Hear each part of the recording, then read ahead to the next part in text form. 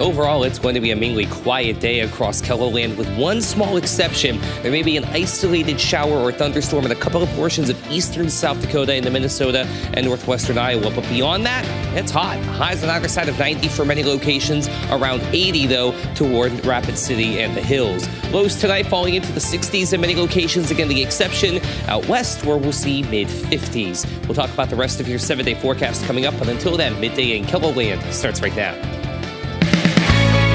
Live from KELOLAND Media Group, Midday in KELOLAND. New this midday, Sioux Falls police finally arrest a drive-by shooting suspect. Plus, the NTSB is investigating a deadly crash after a plane flew through restricted airspace over the nation's capital. I'm Natalie Brandon, Washington. What we're learning about the aircraft involved after it flew out of the D.C. area. Good afternoon and thanks for having us in. The search is over for a drive-by shooting suspect in Sioux Falls. 30-year-old Kevin Bass was booked into the Minnehaha County Jail just after 4 o'clock this morning. He's scheduled to make his first court appearance this afternoon. Authorities believe he shot a man near 14th Street and Minnesota Avenue a week ago Sunday. According to court documents, Bass and the alleged victim were involved in a fight. Later, as the alleged victim was walking home, authorities say a vehicle drove by and someone shot him. The victim's injuries were not life-threatening. Recently, KELOLAND News attended an awareness walk in Sisseton for missing, murdered, and Indigenous persons. While there, our news crew heard the story of Andrew, or AJ, Lufkins. He was last seen 13 years ago at the American Legion Bar in Sisseton. Since then, the case has moved through multiple agencies with only a couple searches. The family is still left without answers. We looked and looked, searched everywhere, and then just last year I thought we had a good lead, but came up empty again. So we just want somebody to come out and say something. In tonight's KELOLAND Investigates, Lauren Solik looks into AJ's case and learns more about who he was to his family. Police in Davenport, Iowa say the bodies of Brandon Colvin Sr., Ryan Hitchcock, and Daniel Preen have been recovered at the site of a partially collapsed apartment building. Attention has turned to the remaining structure, which has been swaying and poses a risk of collapse. Unresolved questions include why neither the owner nor city officials warn residents about potential danger, nor other people are thought to be missing. Turning gears to weather, it looks to be a hot one out there. We could hit the 90s today, right, Adam? Absolutely. That is certainly within the realm of possibility, and in many locations for that matter. It's been pretty quiet to start the day. Blue skies above with a little bit of fair weather cloud cover, but we are definitely already getting that midsummer feel in place. And we haven't even officially started the summer season, not for, if I'm doing my math correctly and very quickly, around 2 weeks, give or take a day. 87 right now with the view of Falls Park. A great afternoon to go out and have just a nice little walk. But it is not really all that breezy, so the air is very stagnant. Meanwhile, in Gregory, another great day to get outside there, although I'm not going to lie, those pools are looking quite nice, especially considering we are going to be flirting with the 90s in many locations. We're already close to that in Aberdeen at 87, along with Sioux Falls, 89 for Sisseton, 88 in Huron, 85 for Marshall, 82 Pierre, but we do have some 70s out there, like Spearfish and Pine Ridge at 75 and 76, respectively.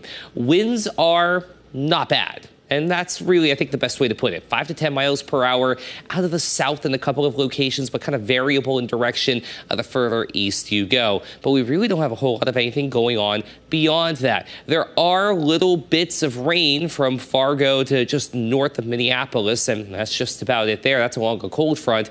And some of that is going to try to make its way into our neck of the woods. That's why we're going to leave in the chance for an isolated shower, maybe a thunderstorm later in the day, but that's going to be an exception to the rule. Beyond that, we're mainly dry, partly to mostly sunny, and, well, by early June standards, we'll call it hot, around 90 in southeastern KELOLAND, if not a little bit warmer than that, too. We'll see some low 90s up to the northeast as well, like in Huron and Sisseton, Aberdeen at 90, Watertown at 88, and then out west, we get a bit of a break. as long as you're out toward the Black Hills. We'll be in the 70s to low 80s through Spearfish, Rapid City, and Hot Springs. But the closer to the Missouri River you go, however, you get back into the mid-80s, and if you're in Pierre, back in the low 90s. We'll talk about the rest of your 7-day forecast coming up. Thank you, Adam. Yesterday afternoon, shoppers fled a mall in San Antonio, Texas, after a fatal shooting in what police described as a targeted attack. According to local authorities, a man was killed by 2 suspects while getting a haircut at a mall. The victim was pronounced dead at the scene. The suspects had not yet been located, and authorities were analyzing surveillance footage to help with the investigation. There were no reports of any other injuries. Former Vice President Mike Pence has officially filed to run for president in 2024, setting up a showdown between the GOP's most recent president and vice president, and he and former President Donald Trump both seek the GOP nomination. Pence is slated to launch his campaign on Wednesday with an event in Iowa.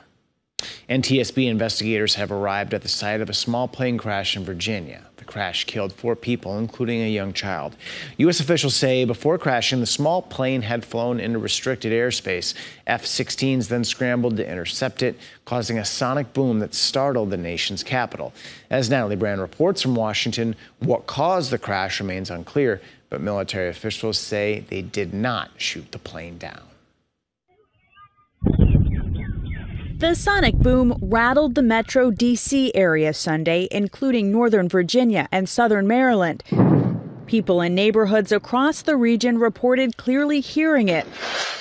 It turned out to be F-16 fighter jets headed to intercept a small plane that entered restricted airspace over the nation's capital. The FAA says it was a Cessna Model 560 headed from Tennessee to Long Island, New York. For some reason, the plane reversed course and ended up flying through airspace over the D.C. area. Defense officials say the pilot did not respond to repeated attempts to contact the aircraft. The FAA says the plane crashed in a remote wooded area in western Virginia. No survivors were found. This has the signatures of some sort of incapacitation. CBS aviation safety analyst Robert Sumwalt used to chair the National Transportation Safety Board. He offered one possible cause of the crash. The airplane does not pressurize properly. The pilots become hypoxic, meaning, of course, lack of oxygen. They fall asleep, as do the passengers. Because of lack of oxygen, they perish. Meanwhile, the airplane continues. As federal officials investigate the crash, Florida businessman John Rumpel told the New York Times his daughter, 2-year-old granddaughter, and her nanny were on the plane, along with the pilot. Natalie Brand, CBS News, Washington. Experts say incidents like these are rare, estimating they happen once every 3 or 4 years.